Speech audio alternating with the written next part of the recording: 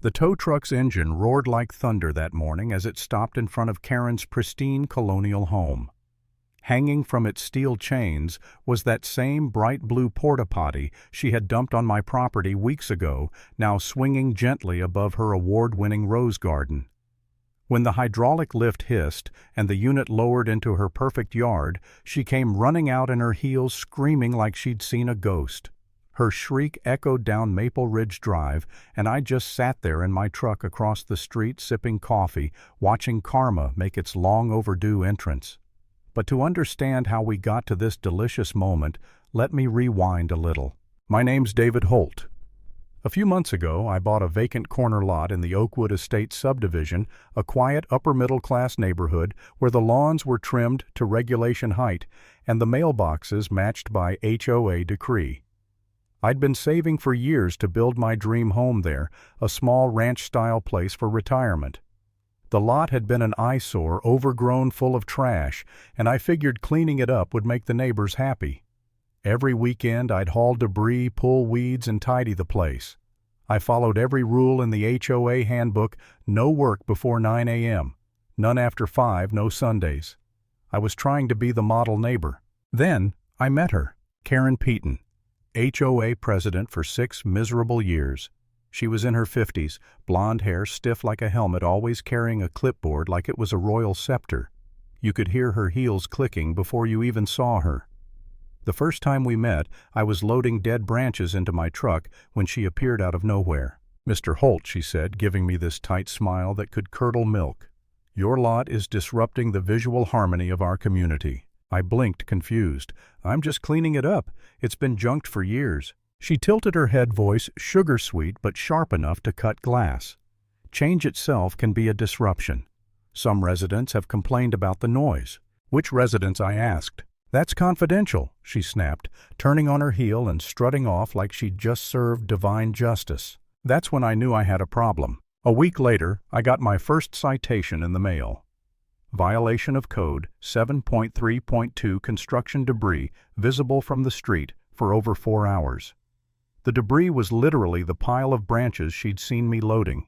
$75 fine. I paid it, hoping that would be the end of it. Big mistake. Over the next month, the citations came like junk mail. My truck parked 2 inches over the property line.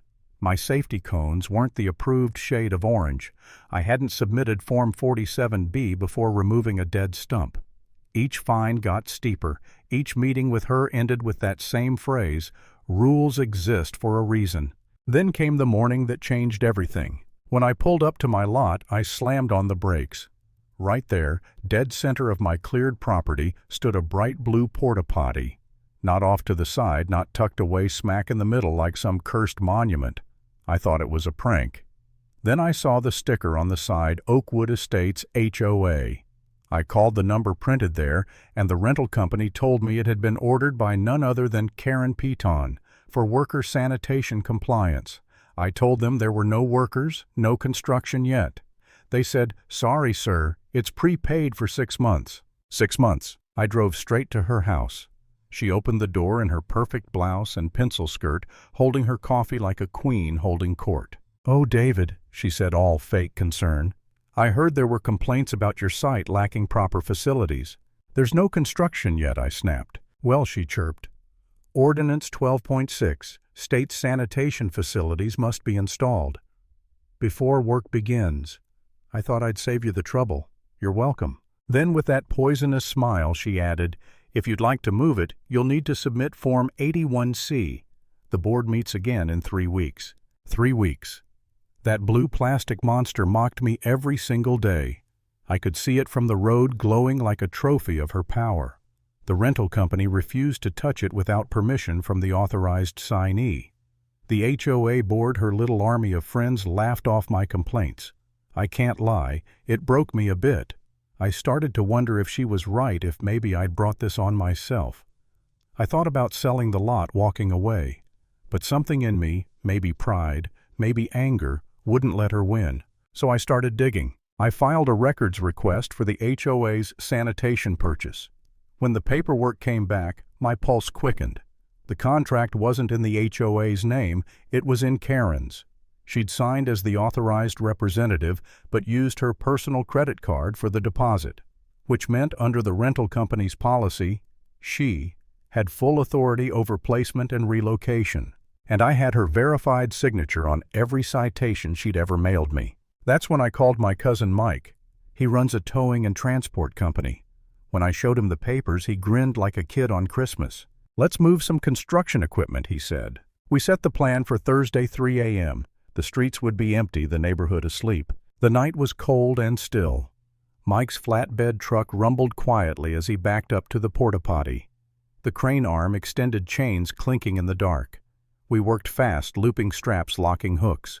The whole thing lifted clean off the dirt, swaying under the moonlight. As we crept through Oakwood Estates, that ridiculous blue box bounced gently behind us. I couldn't stop smiling. Our destination, Karen's front yard, the holy ground of her kingdom. Her lawn was perfect lush green stripes, roses lined in geometric precision.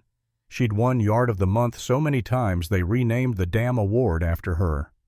Mike lowered the Porta-Potty with surgeon-like precision right on the edge of her property, exactly 18 inches from her beloved rose bushes. Then, as a finishing touch, he mounted a small solar light on top.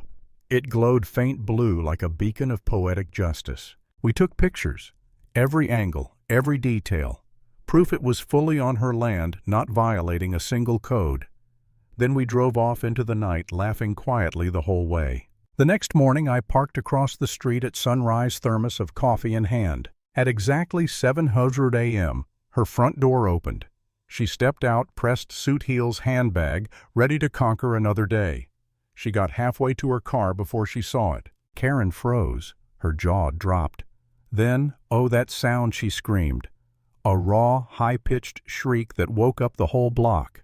She stormed toward it, phone in hand, pacing, waving her arms like she was casting a spell. I could practically guess the order of her calls: rental company, HOA police.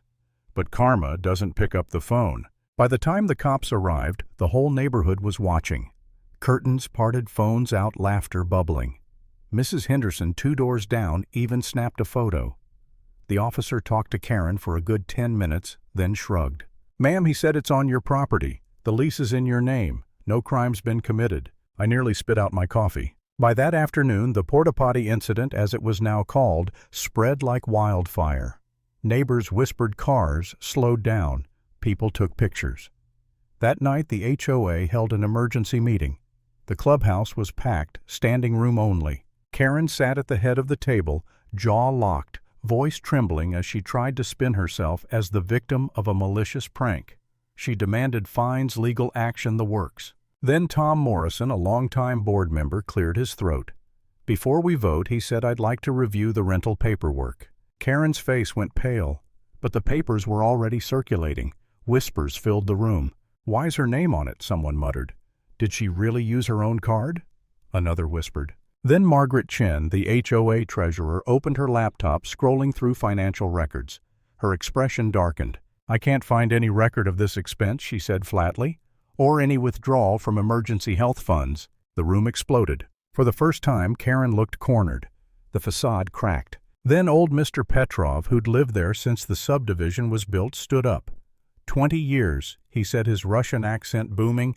"I have waited 20 years for someone to stand up to this little dictator." The place erupted in laughter, applause.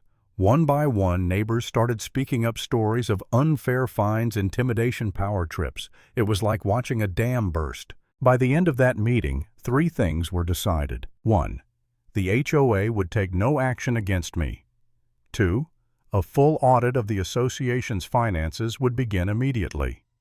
3. A special election would be held in 2 weeks to decide whether Karen should remain president. She sat there silent, trembling with rage as her little empire collapsed around her. For 17 glorious days, that blue Porta-Potty stayed right there on her lawn. She tried everything, called every towing service in town, filed complaints with the city, even tried to push it herself one evening while half the neighborhood filmed from their porches. But it wouldn't budge. When the audit results came in, the truth hit like a sledgehammer. Karen had been dipping into HOA funds for years, nearly $38,000 spent on community improvements that didn't exist. The bank where she worked quietly let her go. Then came the criminal charges: embezzlement, misuse of fiduciary funds. The day she was formally charged, she finally paid the relocation fee, $847, to have the porta-potty removed. I was there standing on my lot watching as the same towing company came to take it away. She stood in her doorway, arms crossed, face stiff. When the truck drove off, she looked up and saw me watching. For a brief second our eyes met. I lifted my coffee cup, a silent salute. She turned away and slammed her door. Later she accepted a plea deal: 2 years probation, 6 months community service, full restitution, and a lifetime ban from serving on any HOA board again. When she stood before the judge, stripped of her power heels and pearls, she looked smaller, deflated, a fallen queen in a gray suit. And me, I didn't feel triumphant, just free. Sometimes justice doesn't come from the courts or the cops. Sometimes it arrives on the back of a tow truck at 3 in the morning, swinging gently in the moonlight.